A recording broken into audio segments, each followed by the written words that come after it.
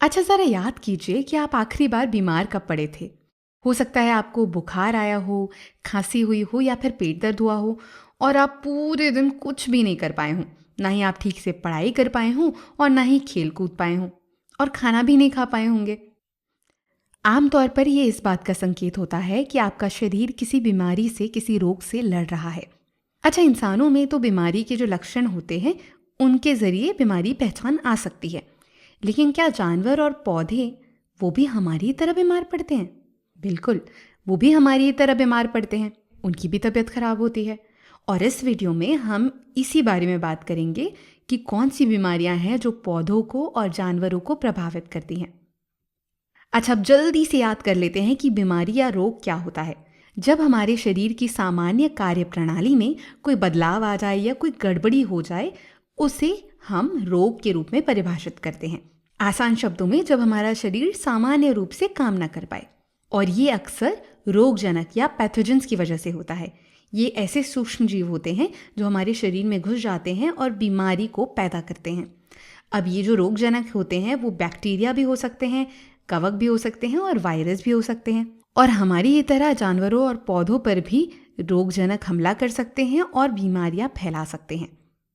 लेकिन यहाँ एक अलग बात होती है। इंसानों की तुलना में जानवरों और पौधों में बीमारी के लक्षण काफ़ी अलग दिखाई देते हैं। इसे हम कुछ उदाहरणों से समझेंगे। सबसे पहले बात करते हैं जानवरों की। गाय हमारे भारत में पाए जाने वाले आम जानवरों में से एक है। हमारे देश में गाय, भैंस और बकरियों को उनके दूध के लिए पाला जाता है। वहीं बकरियों और भेड़ों से मांस मिलता है और भेड़ों से हमें ऊन भी मिलता है। कभी कभी इन जानवरों की त्वचा के नीचे सूजन हो सकती है, जिससे उनकी त्वचा पर घाव हो जाते हैं, या फिर उन्हें उल्टियाँ हो सकती है या अचानक बुखार भी आ सकता है। ऐसा तब होता है जब उनके शरीर में बैसिलस एंथ्रेसिस नाम का रोगाणु प्रवेश कर जाता है और इससे होती है एंथ्रेक्स नाम की बीमारी। ये जो बीमारी है ना, वो इंसानों में भी फैल सकती है। चूंकि इन जानवरों को किसान दूध के लिए, मांस के लिए या फिर उनके ऊन के लिए पालते हैं, इसलिए जब वो बीमार हो जाते हैं तो इन उत्पादों की गुणवत्ता भी प्रभावित होती है। तो इसके लिए किया क्या जाए? सुरक्षात्मक उपाय के तौर पर टीकाकरण एक बहुत ही प्रभावी उपाय है। लेकिन फिर भी अगर कोई जानवर बीमार पड़ ही जाता है तो बीमारी को और जानवरों में फैलने से रोकने के लिए संक्रमित जानवरों को अलग रखा जाना चाहिए। अच्छा, जानवरों को प्रभावित करने वाली एक और बीमारी है जिसे कहते हैं खुरपका मुंहपका रोग। इंग्लिश में इसे कहते हैं फुट एंड माउथ डिसीज। ये एक संक्रामक बीमारी है जिससे जानवरों के मुंह में और पैरों पे छाले हो जाते हैं, जिससे उनके लिए चलना और खाना बहुत ही मुश्किल हो जाता है। इसके साथ ही उनके मुंह से लगातार लार भी टपकती रहती है और इसका कारण होता है FMD वायरस या FMD विषाणु। अच्छा, ये वाली जो बीमारी होती है वो इंसानों में नहीं फैलती, तो इंसानों को इससे खतरा नहीं होता। लेकिन ये बीमारी जानवरों से जानवरों में फैल सकती है। ये प्रत्यक्ष रूप से संक्रमित जानवरों के संपर्क में आने से या फिर उनके मल, मूत्र, लार या दूध आदि के द्वारा दूसरे जानवरों में फैल सकती है। और अप्रत्यक्ष रूप से या इनडायरेक्टली ये दूषित कपड़ों या दूषित चारे के द्वारा भी दूसरे जानवरों में फैल सकती है। इसलिए सुरक्षात्मक उपायों के तौर पर संक्रमित जानवरों को अलग रखना जरूरी होता है। जानवरों को प्रभावित करने वाली कुछ अन्य बीमारियों में आती है बर्ड फ्लू और रेबीज भी।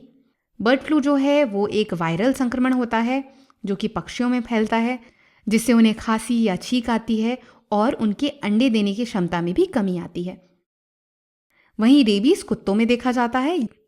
ये एक बहुत ही खतरनाक वायरल संक्रमण है जिससे उनकी जान भी जा सकती है। जब उन्हें रेबीज होता है तो वो बहुत ही आक्रामक व्यवहार करने लगते हैं। बहुत ज़्यादा लार टपकती है उनके मुंह से, उन्हें पानी से डर लगने लगता है और उनका शरीर लकवा भी मार सकता है। और यहाँ एक डर की बात यह है कि कुत्तों के काटने से ये बीमारी इंसानों को भी हो सकती है। तो हमने देखा कि जानवरों के बीमार होने पर बहुत ही विशिष्ट लक्षण दिखाई देते हैं।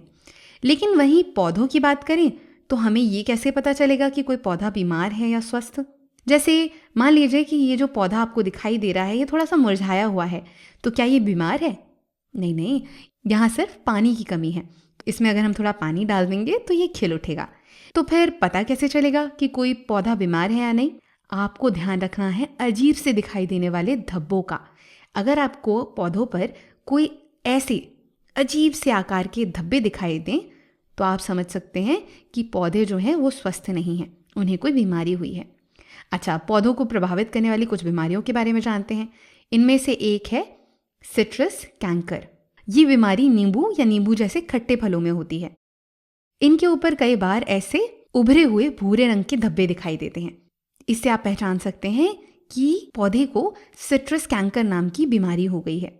और ये बीमारी होती है इस बैक्टीरिया के कारण, जिसे कहते हैं ज़ैंथोमोनास सिट्राई। ये बैक्टीरिया खट्टे पौधों को संक्रमित करता है और उनकी पत्तियों, तनों और फलों को प्रभावित करता है, जिससे फलों की गुणवत्ता भी कम हो जाती है। अच्छा, अब ये पौधे तो इसीलिए उगाए जाते हैं ना, ताकि उनके फल खाए जा सकें या बेचे जा सकें। तो इसकी वजह से किसानों की आय भी प्रभावित होती है। अब आगे बढ़ते हैं और देखते हैं पौधों में होने वाली एक और बीमारी, जिसे कहा जाता है रस्ट रोग या रस्ट डिसीज। रस्ट रोग आमतौर पर अनाज वाली फसलों में होता है, जैसे कि गेहूं, जौ, जई वगैरह। और ये होता है पक्सीनिया नाम के एक कवक के कारण। पक्सीनिया की अलग अलग प्रजातियां होती हैं जो तने पर, पत्तियों में या फिर पौधों में पीला रस्ट पैदा करती हैं। इस बीमारी में पौधे पर छोटे छोटे पाउडरी दाने हो जाते हैं, जो कि भूरे, लाल या पीले रंग के हो सकते हैं। ये पौधे की पत्तियों पर या उनके तनों पर दिखाई देते हैं, जिससे पूरा पौधा बहुत ही कमज़ोर हो जाता है। इस बीमारी के कारण पोषक तत्वों की हानि होती है, दाने सिकुड़ जाते हैं और संक्रमित पौधों में प्रकाश संश्लेषण या फोटोसिंथेसिस की क्रिया भी कम हो जाती है, धीमी हो जाती है। और इसकी वजह से बहुत नुकसान होता है पौधों का। और इसीलिए इन बीमारियों के फैलाव को रोकने के लिए और फसलों को बचाने के लिए कई प्रकार के उपाय किए जाते हैं। तो इस वीडियो में हमने क्या जाना? हमने जाना कि सूक्ष्मजीव या फिर रोगजनक, जिसे पैथोजेंस भी कहते हैं, वो इंसानों को, जानवरों को और पौधों को प्रभावित करते हैं। प्रत्येक रोग के विशेष लक्षण होते हैं, जिससे हमें इन्हें पहचानने में मदद मिलती है। अच्छा, हमें इन बीमारियों के बारे में क्यों पता होना चाहिए? क्योंकि जानवरों को और पौधों को हम इंसान भोजन के लिए और हमारी दूसरी ज़रूरतों की पूर्ति करने के लिए पालते हैं। इसलिए इन लक्षणों को पहचानना हमारे स्वास्थ्य के लिए, हमारी फसलों और हमारे पशुधन की रक्षा के लिए और उनके स्वास्थ्य के लिए बहुत ही महत्वपूर्ण है।